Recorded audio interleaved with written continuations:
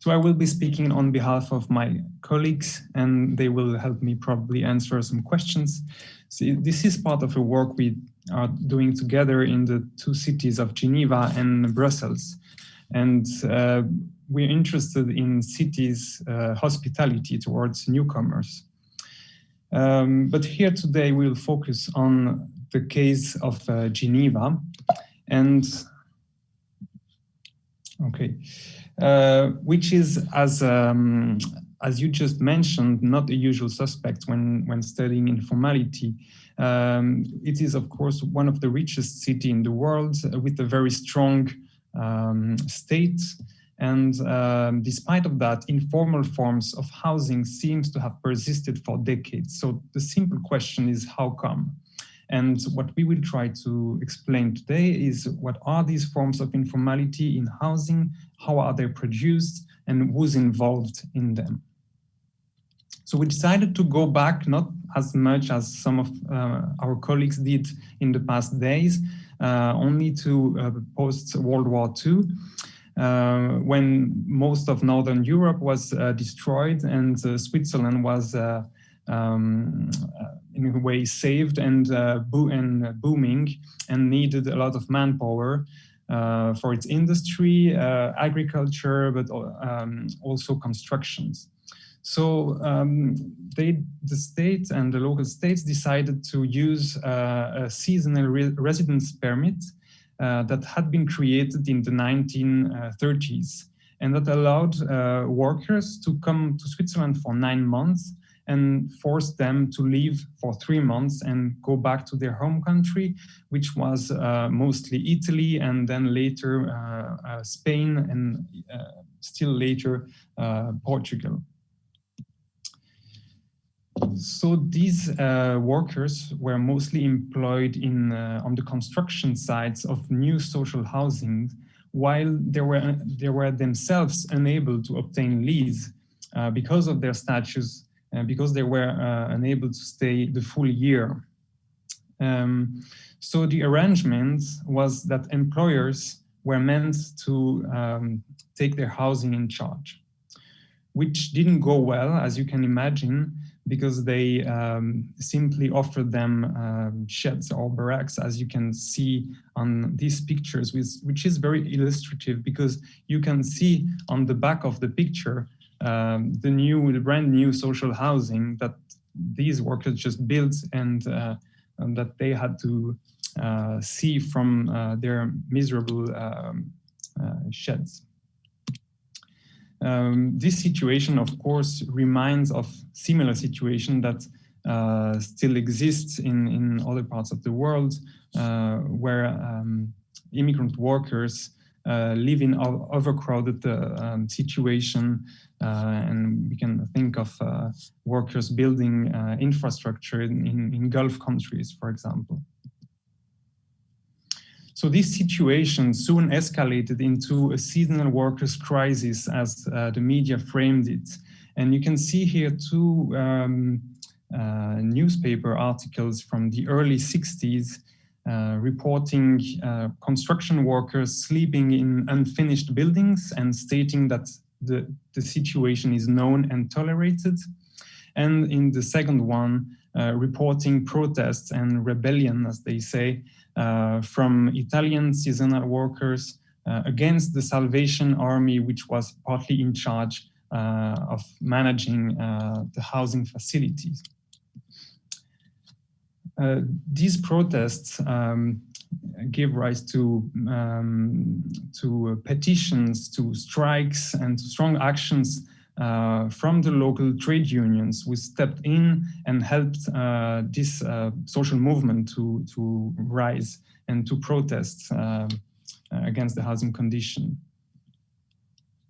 So this gave place to a policy of small steps from the local government.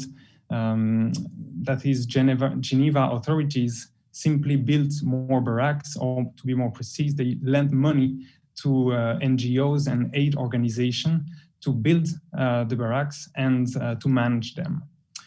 At some point, they also reopened former and no longer used military barracks and made empty buildings available for housing. But this was still not enough. And in the 70s, the situation had only slightly improved. And you can see here a quote from a letter by the Association of Spanish Immigrant Workers complaining to the city council against the housing condition and framing the problem in terms of rogue landlording or slumlords, exploiting these workers even more than they were.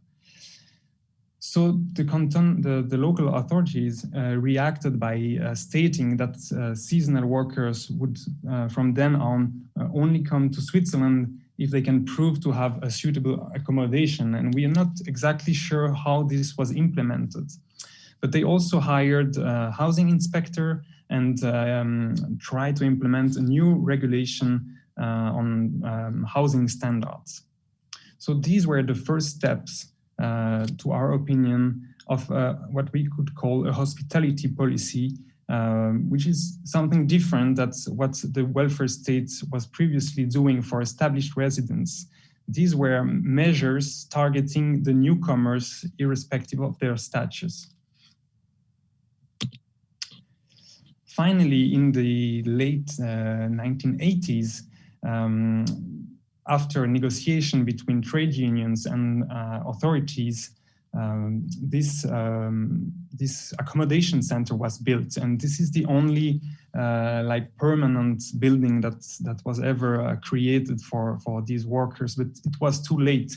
The number of the workers was already decreasing for reasons that we cannot detail, but that has to do in part to European integration, to a point where the center was empty and was used to fix another crucial issue, which was the one of asylum seekers, mostly coming from the Yugoslavia war. Later on, the seasonal worker status was definitely abandoned. So have the seasonal workers disappeared simply? To try answer this question, we decided to ask who's living now in the building that was initially meant for the seasonal workers. So if we take the one on the left, this was a wooden barrack built in the 60s for seasonal workers. It was built by the Salvation Army and is still managed by the Salvation Army, unless that then it's not for workers, but for homeless people. And we say that as a public policy category, because some of these homeless people are indeed low-wage workers. And the building is now very old, and it doesn't meet safety standard. Maybe it never did, and it's soon to be demolished. But they have, of course, to find a solution to replace it.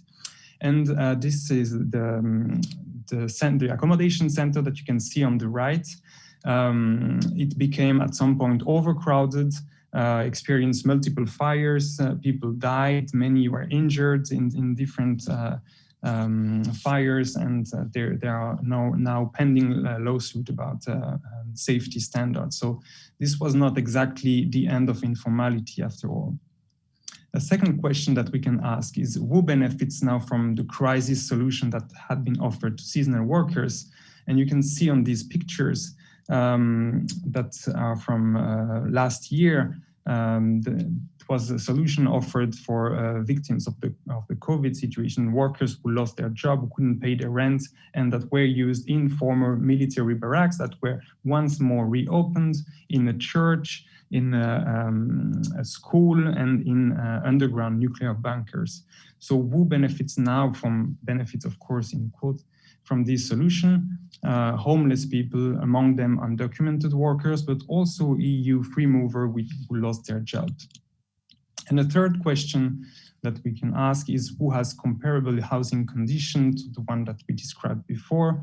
Not only homeless people, but also asylum seekers living in very old accommodation centers, and people renting rooms, sharing rooms, and renting sometimes only mattresses in cases of undeclared subleasing.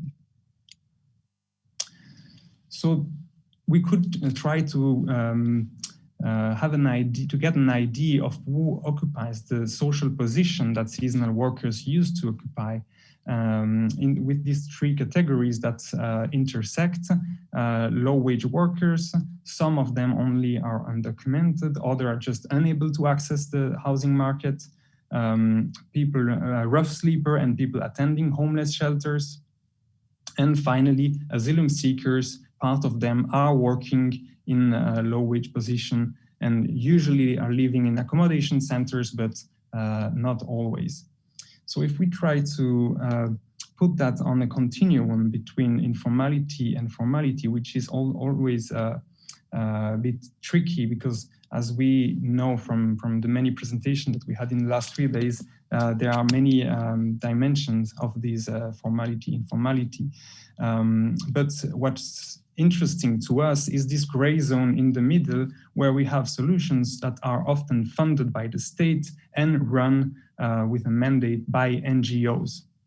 And this used to be the case for seasonal workers. It's still the case today when there's a crisis be it of asylum seekers or COVID.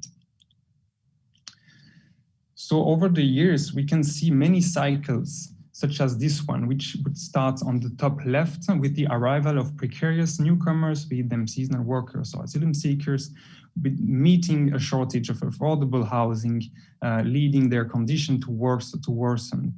NGOs already active on the topic step in to a point where they become overwhelmed and protest even louder and grow public and media attention, to a point where authorities step in and give NGOs time-limited funding and mandates to act, which leads to an apparent return to normal, and we are back to the start.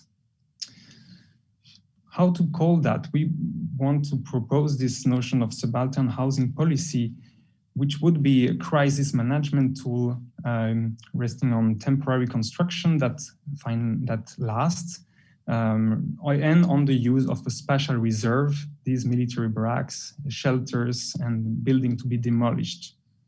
It takes place within a form of state of exception, justified by a rhetoric of crisis and emergency. This justifies a flexible approach to the regulatory framework, and we have authorities and street-level bureaucrats turning a blind eye on standards. And in all these cycles, the state appears both central but subsidiary, as it is often the case in Switzerland. It involves many areas of the welfare system. Homelessness is usually dealt with by the local state, while asylum is a federal affair. We always have NGOs on the field, and we always have the state reminding employers of their responsibility, so trying to wash their hands from this problem.